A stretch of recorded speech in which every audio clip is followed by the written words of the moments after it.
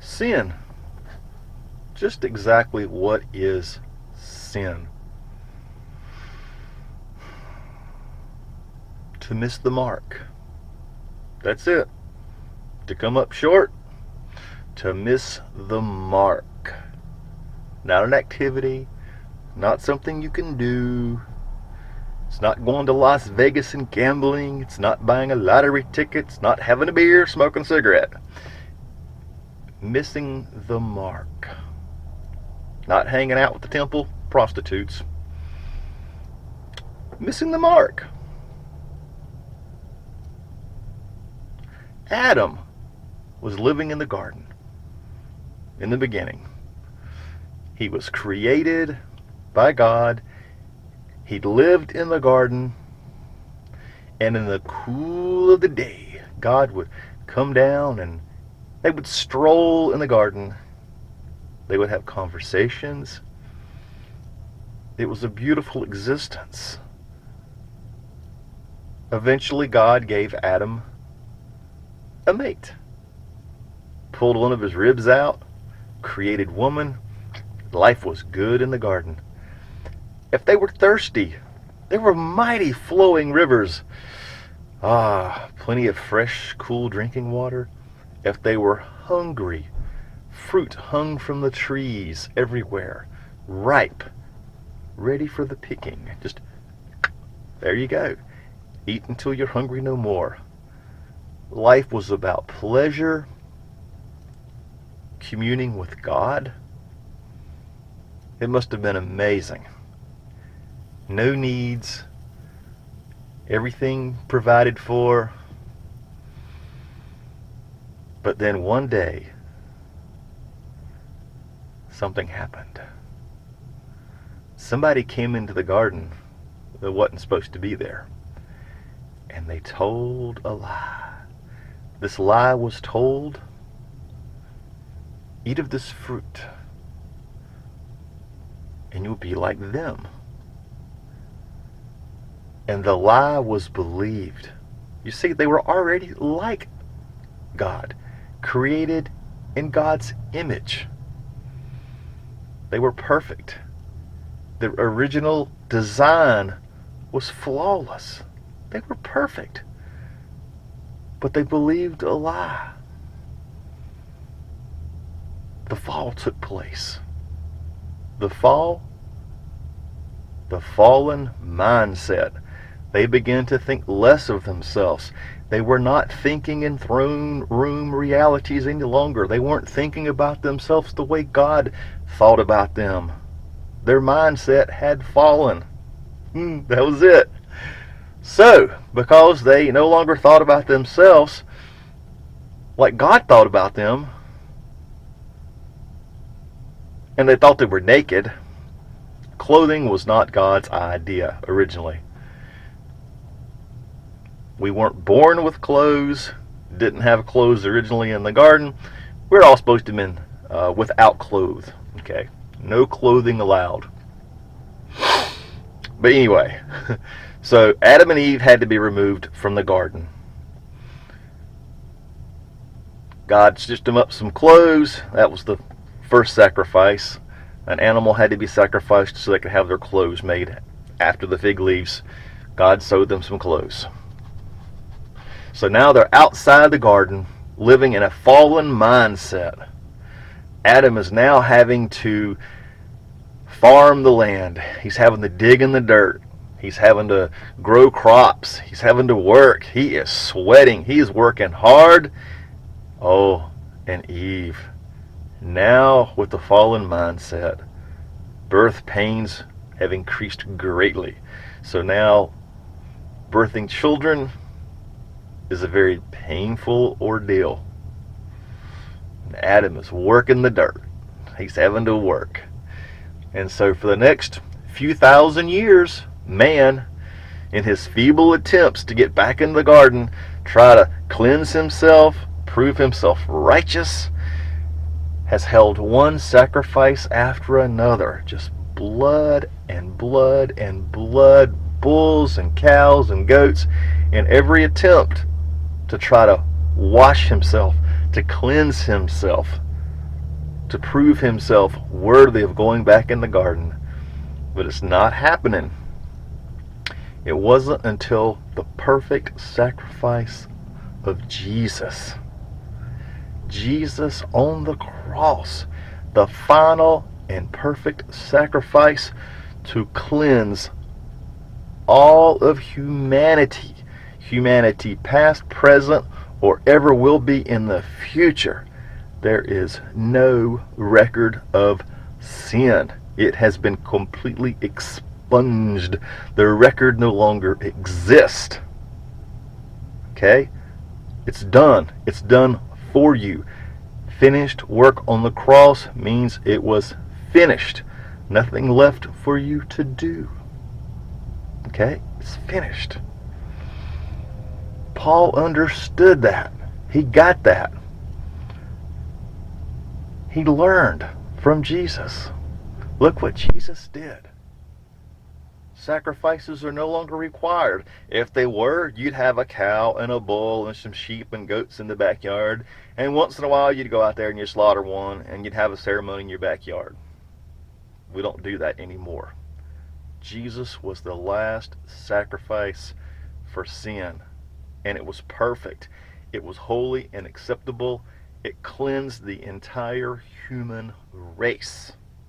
So, if we go around talking about our sin, which is ridiculous, a sin or sin-conscious mindset, a fallen mindset, it's ridiculous.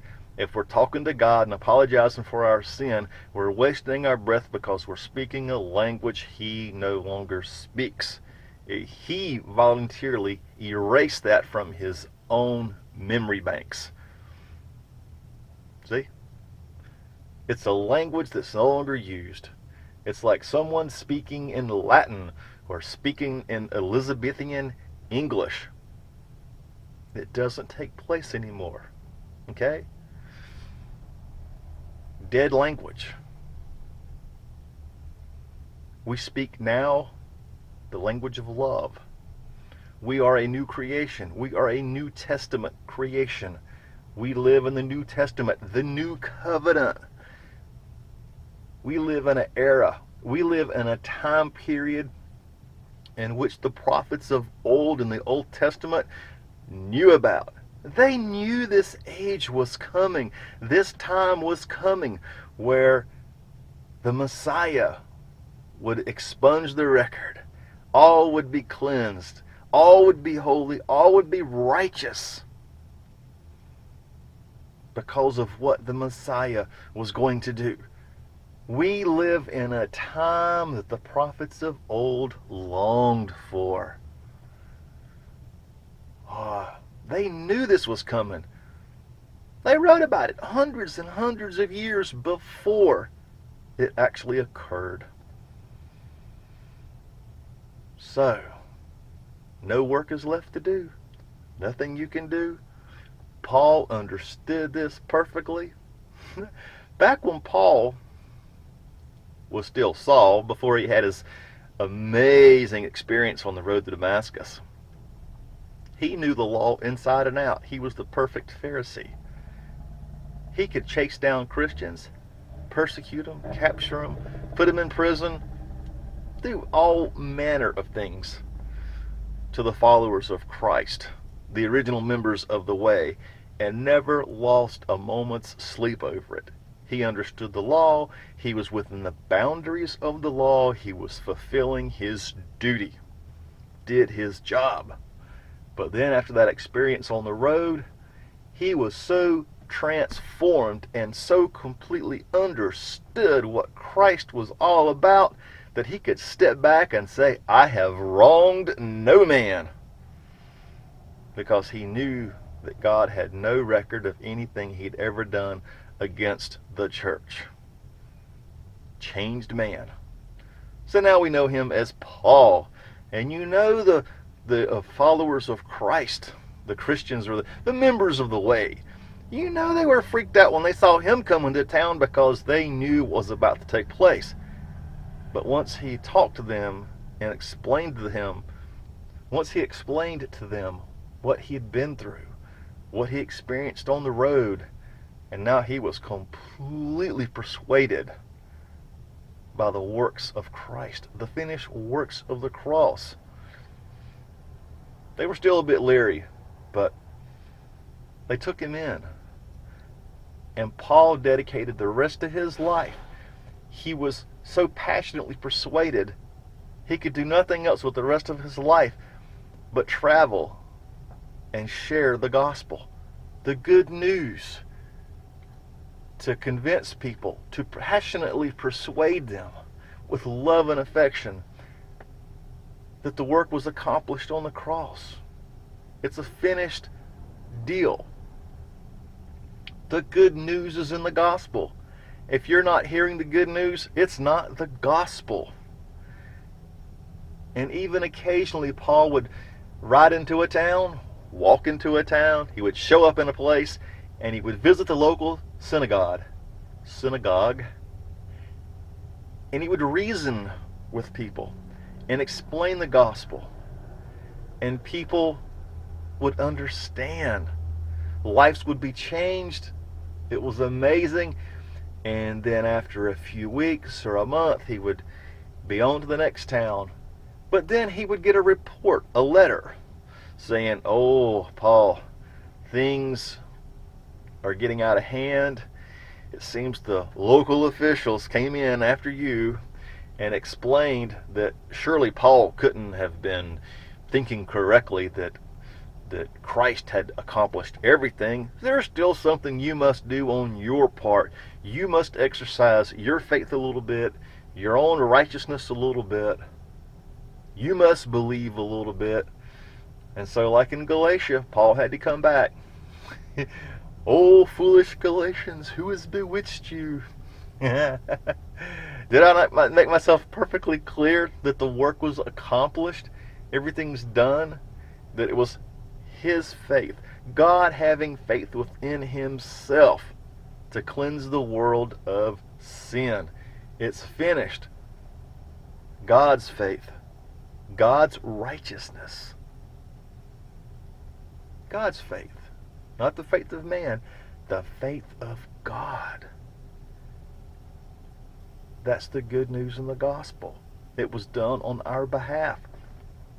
It's not like if you have a job and your employer posts a promotion opportunity and you want to take advantage of that, so perhaps you go back to school briefly, you increase your knowledge, you increase your skill level, you put some extra time in, you acquire some extra training, and you've earned the next promotion. Your pay is increased. You have a better position within the company. That's something you can boast a little bit about, pat yourself on the back. Great, look at what you've done. You've accomplished something. In that sense, fine, that's okay, But with the gospel, there's no boasting. You can't boast about anything because everything was 100% accomplished on the cross. Finished works means finished. Nothing left to do. It would be like hitting the Powerball in the lottery, but somebody else even filled out the ticket for you. You didn't even choose the numbers, but yet you still won. You did nothing, but you reaped all the rewards, all the prizes. The ultimate present, God wrapped up in human flesh form of Jesus, the gift to humanity, to restore himself to humanity, to place humanity back in the garden, to restore the fallen mindset. We no longer miss the mark. All of humanity has been set right with God. And God, having faith in himself, he did it. He did it. Nothing we did, nothing I did, nothing you did. We just get to sit back and enjoy. Our life is full of joy. There's nothing to be sad about, to cry about. The mindset has been restored. It's a garden life mindset. It's amazing. It's so, don't have to do anything, but get to do everything. We now walk and experience true love, acceptance. I'm holy. I'm righteous. God finds me completely acceptable. When God looks at me, when God looks at you, he only sees himself looking back. That's it in a nutshell. Sin's a dead issue, so we no longer discuss sin. Our mindset's been restored. We're no longer missing the mark. Everything's been put back like it was supposed to have been in the very beginning. Restoration was complete. Alright. Thanks for watching.